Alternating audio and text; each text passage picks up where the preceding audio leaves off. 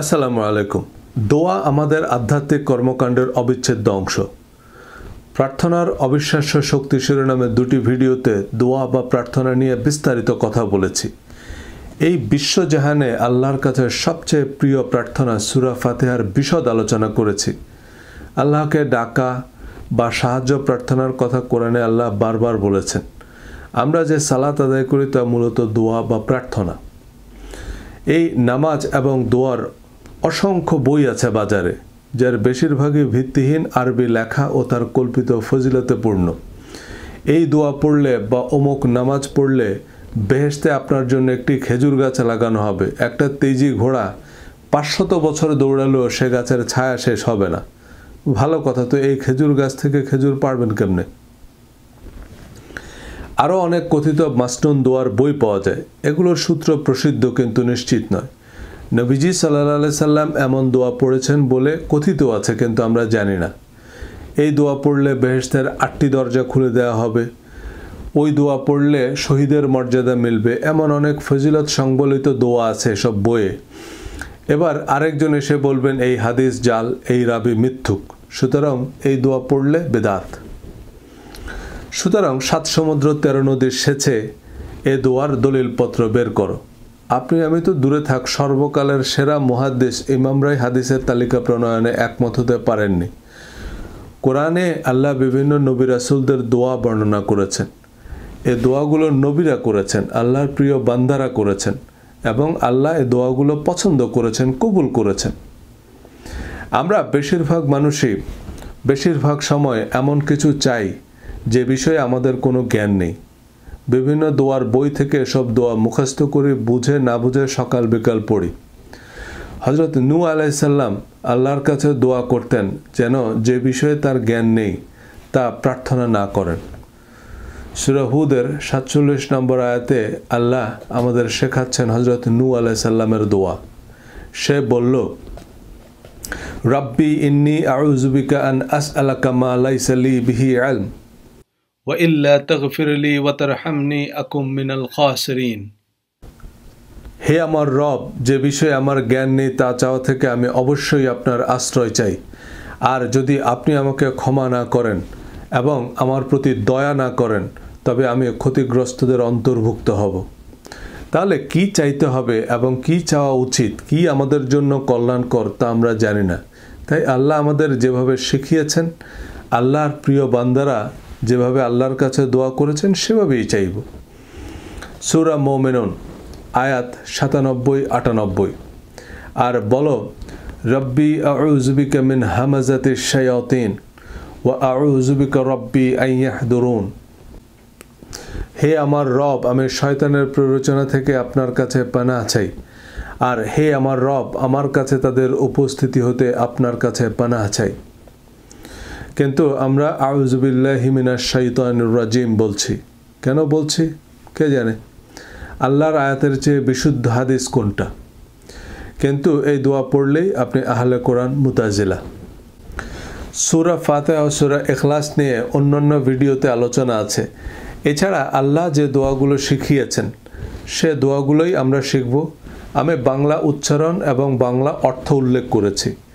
ইন্টারনেটে বড় বড় কারীদের তেলাওয়াত আছে, মিলিয়ে চর্চা করে নিতে পারেন।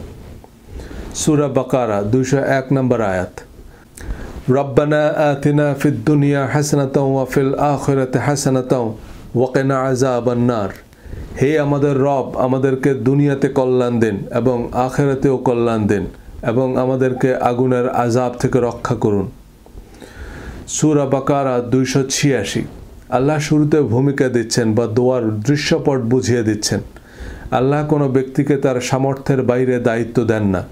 সে ভালো যা অর্জন করে তা তার জন্যই, এবং সে মন্দ যা অর্জন করে তা তার জন্য। এবারে আল্লাহ দোয়া শিখিয়ে দিচ্ছেন, রব্বানা লা তুআখিজনা ইন নাসিনা আও আখতানা রব্বানা ওয়ালা তাহমিল আলাইনা ইসরান কামা হামালতাহু আলাল্লাযিনা মিন ক্বাবলিনা রব্বানা ওয়ালা তুহাম্মিলনা মা লা তাকাতা লানা বিহি ওয়া'ফু আন্না ওয়াগফির লানা ওয়ারহামনা আনতা মাওলানা ফানসুরনা আলাল কওমিল কাফিরিন। হে আমাদের রব, আমরা যদি ভুলে যাই অথবা ভুল করি তাহলে আপনি আমাদেরকে অভিযুক্ত করবেন না। হে আমাদের রব, আমাদের উপর বোঝা চাপিয়ে দেবেন না, যেমন আমাদের পূর্ববর্তীদের উপর চাপিয়ে দিয়েছেন। হে আমাদের রব, আপনি আমাদেরকে এমন কিছু বহন করাবেন না যার সামর্থ্য আমাদের নেই।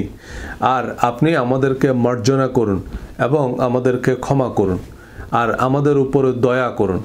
আপনি আমাদের অভিভাবক এবং আপনি কাফের অত্যাচারী অবাধ্য সম্প্রদায়ের উপর আমাদের সাহায্য করুন। সূরা আল ইমরান আয়াত 8। রব্বানা লা তুযিগ কুলুবানা বা'দা ইয হাদাইতানা ওয়া হাব লানা মিন লাদুনকা রাহমাহ ইন্নাকা আনতাল ওয়াহ্হাব। হে আমাদের রব, আপনি হেদায়েত দেওয়ার পর আমাদের অন্তরসমূহ বক্র করবেন না এবং আপনার পক্ষ থেকে আমাদেরকে বরকত দান করুন। নিশ্চয়ই আপনি মহাদাতা। সূরা আল ইমরান আয়াত 53। রব্বানা আমান্না বিমা আনজালতা ওয়াত্তাবা'নার রাসূল ফাকতুবনা মা'আশ শাহিদিন। হে আমাদের রব, আপনি যা নাজিল করেছেন তার প্রতি আমরা ঈমান এনেছি এবং আমরা রাসূলের অনুসরণ করেছি, অতএব আমাদেরকে সাক্ষ্যদাতাদের অন্তর্ভুক্ত করুন।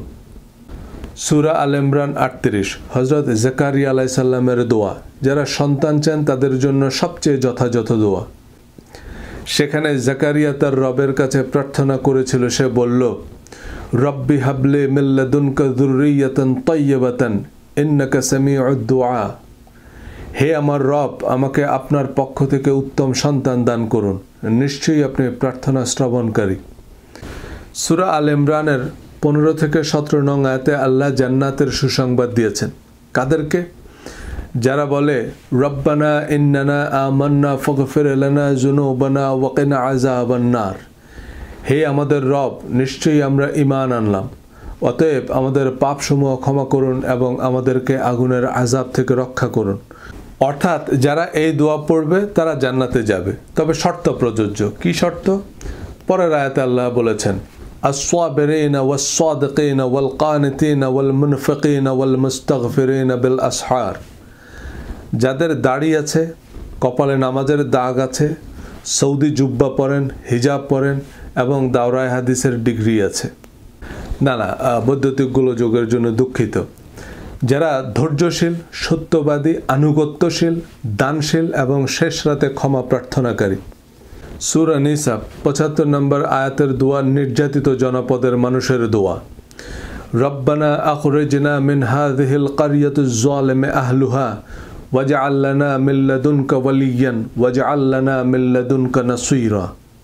আমাদেরকে বের করুন এই জনপদ থেকে যার অধিবাসীরা জালেম, এবং আমাদের জন্য আপনার পক্ষ থেকে একজন অভিভাবক নির্ধারণ করুন, আর নির্ধারণ করুন আপনার পক্ষ থেকে একজন সাহায্যকারী।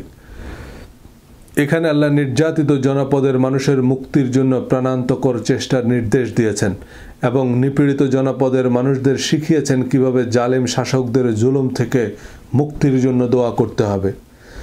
সূরা আল ইমরান 191 নং আয়াতে আল্লাহর জিকিরের নিয়ম ও প্রকৃতির রহস্য নিয়ে চিন্তা করতে বলেছেন।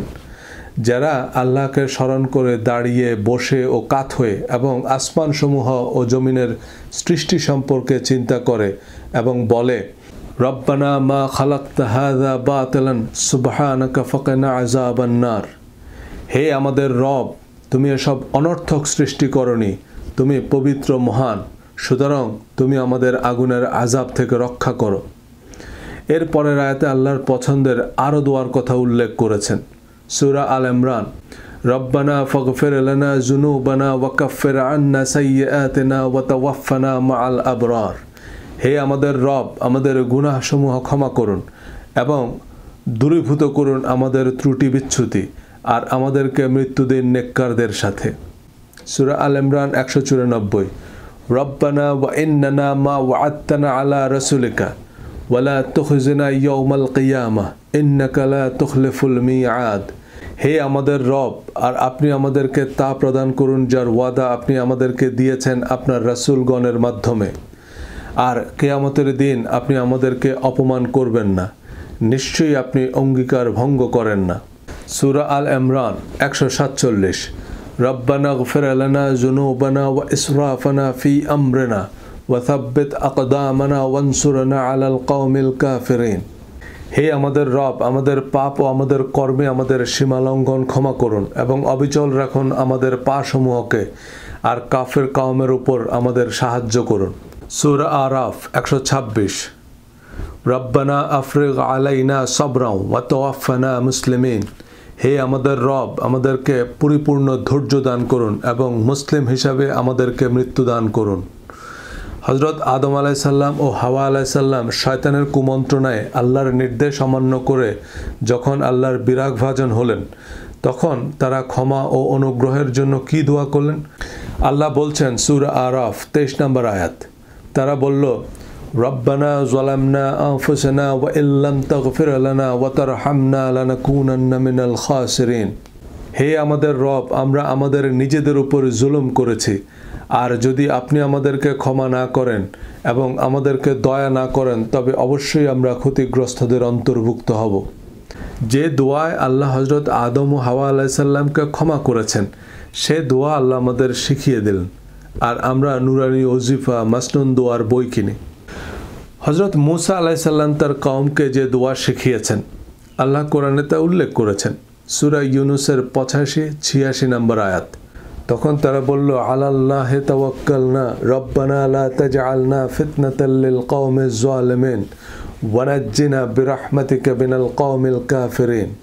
আমরা আল্লাহর উপরেই তাওয়াক্কুল করলাম, হে আমাদের রব, আপনি আমাদেরকে জালেম কওমের ফিতনার পাত্র বানাবেন না, আর আমাদেরকে আপনার অনুগ্রহে কাফের কওম থেকে নাজাত দিন। ইব্রাহিম আলাইহিসসালাম আল্লাহর কাছে কি দোয়া করতেন আল্লাহ বলে দিয়েছেন, রব্বানা আলাইকা তাওয়াক্কালনা ওয়া ইলাইকা আনাবনা ওয়া ইলাইকাল মাসির রব্বানা লা তাজআলনা ফিতনাতাল লিল্লাযিনা কাফারু ওয়াগফির লানা রব্বানা ইন্নাকা আনতাল আজিজুল হাকীম। হে আমাদের প্রতিপালক, আমরা আপনারই উপর ভরসা করি, আপনারই অভিমুখী হই, আর প্রত্যাবর্তন তো আপনারই কাছে। হে আমাদের রব, আপনি আমাদেরকে কাফেরদের উৎপীড়নের পাত্র বানাবেন না। হে আমাদের রব, আপনি আমাদেরকে ক্ষমা করে দিন, নিশ্চয়ই আপনি মহাপরাক্রমশালী প্রজ্ঞাময়। হজরত ইব্রাহিম আলাইসাল্লামের আরও দোয়া আছে সূরা শুআরা আয়াত 83-85। রব্বি হাবলি হুকমা ওয়া আলহিকনি বিস-সালিহিন ওয়াজআলনি লিসানা সিদকিন ফিল আখিরিন ওয়াজআলনি মিন ওয়ারাসাতি জান্নাতিন নাঈম। হে আমার রব, আমাকে প্রজ্ঞা দান করুন এবং আমাকে সৎকর্মশীলদের সাথে সামিল করে দিন, এবং পরবর্তীদের মধ্যে আমার সুনাম সুখ্যাতি অব্যাহত রাখুন, আর আপনি আমাকে সুখময় জান্নাতের ওয়ারিসদের অন্তর্ভুক্ত করুন। এর চেয়ে সুন্দর, তাৎপর্যপূর্ণ ও নির্ভরযোগ্য দোয়া আর কি হতে পারে? হজরত ইব্রাহিম আলাইসাল্লাম এ দোয়া করেছেন এবং স্বয়ং আল্লাহ তা বর্ণনা করছেন।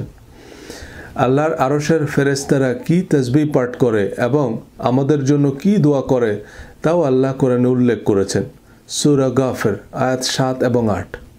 যারা আরশকে ধারণ করে এবং যারা এর চারপাশে রয়েছে, তারা তাদের রবের প্রশংসা সহ তাসবিহ পাঠ করে এবং তার প্রতি ঈমান রাখে, আর মুমিনদের জন্য দোয়া চেয়ে বলে, রব্বানা ওয়াসআতা কুল্লা শাইইন রাহমাতান ওয়া ইলমান ফাগফির লিল্লাযিনা তাবু ওয়াত্তাবাউ সাবিলাকা ওয়াকিহিম আযাবাল জাহিম রব্বানা ওয়া আদখিলহুম জান্নাতি আদনিন আল্লাতী ওয়া'আদতাহুম ওয়া মান সালাহা মিন আবাইহিম ওয়া আজওয়াজিহিম ওয়া যুররিয়্যাতিহিম ইন্নাকা আনতাল আজিজুল হাকীম।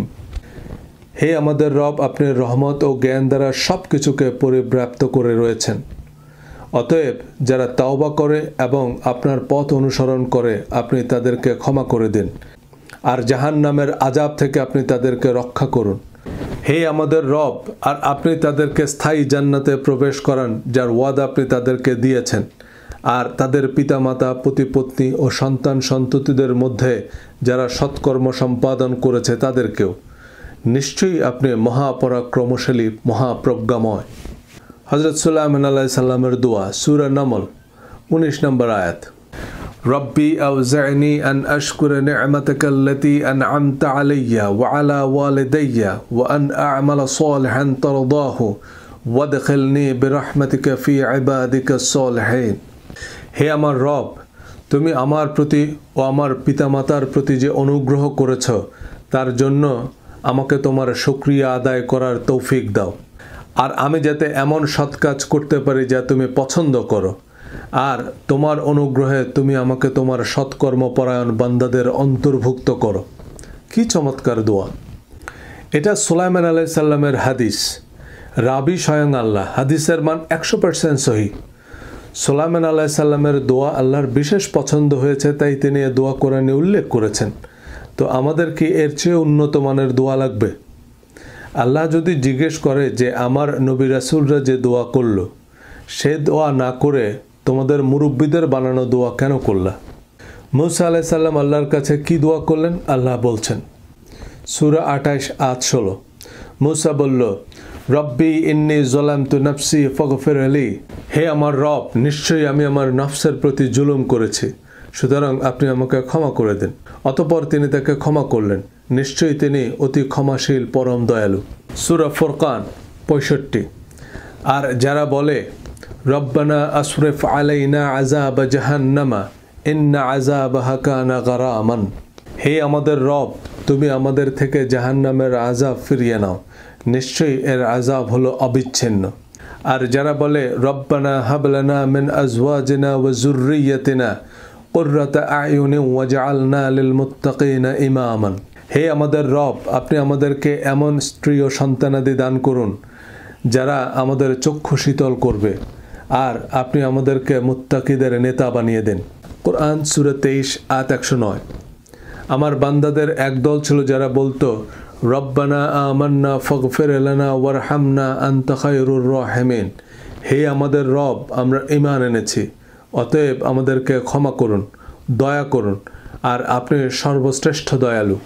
জুন্নুনের দোয়া, কোরআন সূরা 21 আয়াত 87। সে অন্ধকার থেকে ডেকে বলছিল, লা ইলাহা ইল্লা আনতা সুবহানাকা ইন্নী কুনতু মিনাজ জালিমিন, আপনি ছাড়া কোনো সত্য ইলাহ নেই, আপনি পবিত্র মহান, নিশ্চয়ই আমি ছিলাম জালেম। এর পরের আয়াতে আল্লাহ বলছেন, অতঃপর আমি তার ডাকে সাড়া দিয়েছিলাম এবং দুশ্চিন্তা থেকে তাকে উদ্ধার করেছিলাম, আর এভাবেই আমি মুমিনদেরকে উদ্ধার করে থাকি। দোয়াও বলে দিয়েছেন, দোয়ার ফজিলতও আল্লাহ বলে দিয়েছেন। হযরত জাকারিয়া আলাইহিস সালামের যে দোয়া আল্লাহ কবুল করলেন এবং পুত্র সন্তান ইয়াহইয়াকে দান করলেন, রব্বি লা তাজারনি ফারদান ওয়া আনতা খায়রুল ওয়ারিসিন, হে আমার রব, আমাকে একা রেখো না, তুমি তো শ্রেষ্ঠ মালিকানার অধিকারী।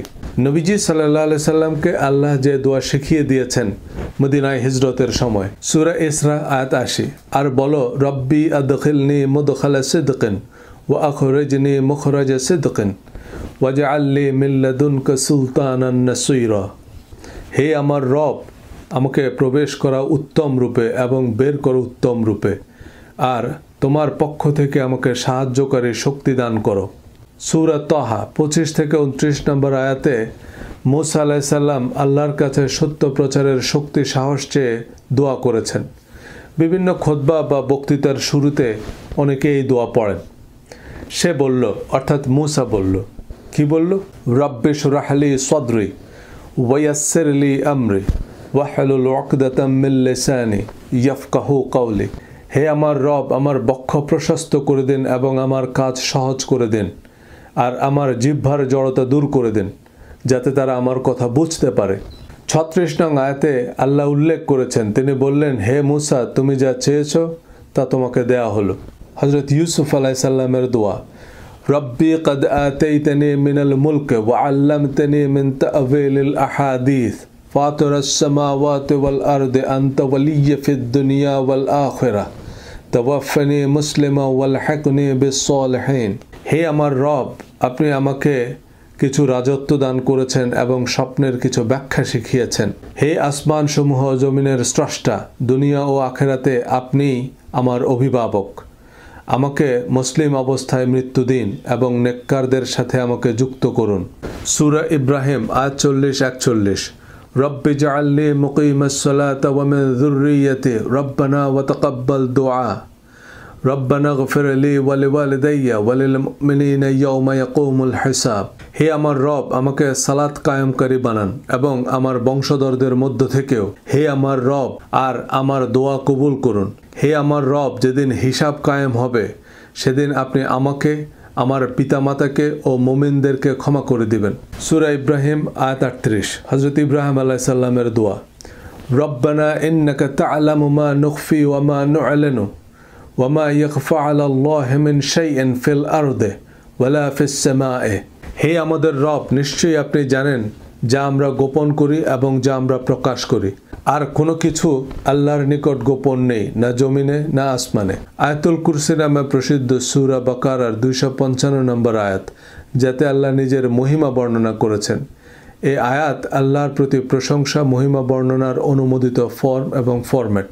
আল্লাহু লা ইলাহা ইল্লা হুয়াল হাইয়ুল কাইয়ুম লা তা'খুযুহু সিনাতুন ওয়া লা নাওম লাহু মা ফিস সামাওয়াতি ওয়া মা ফিল আরদি মান যাল্লাযী ইয়াশফা'ু 'ইনদাহু ইল্লা বিইজনিহি ইয়া'লামু মা বাইনা আইদিহিম ওয়া মা খালফাহুম ওয়া লা ইয়াহীতুনা বিশাইইন মিন 'ইলমিহি ইল্লা বিমা শাআ وسع كرسيه السماوات والأرض ولا يؤوده حفظهما وهو العلي العظيم।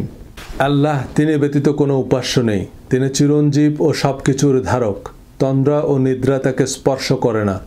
নবমণ্ডল ও ভূমণ্ডলে যা কিছু আছে সবই তার। কি আছে এমন যে তার অনুমতি ব্যতীত তার নিকট সুপারিশ করতে পারে?